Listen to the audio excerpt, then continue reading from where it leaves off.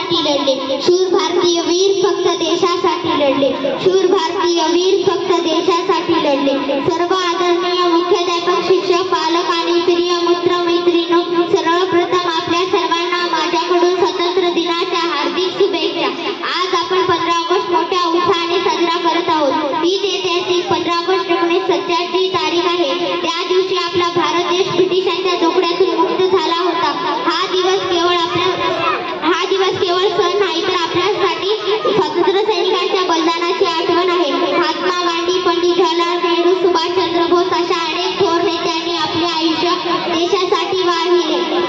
आपण आज मोकळ्या आकाशाखाली आपल्या अधिकारासह जीवन जगत आहोत। त्यामागे या शूरवीरांचा त्याग आहे। म्हणूनच हा दिवस आपल्यासाठी गौरवाचा आणि कृतज्ञतेचा दिवस आहे।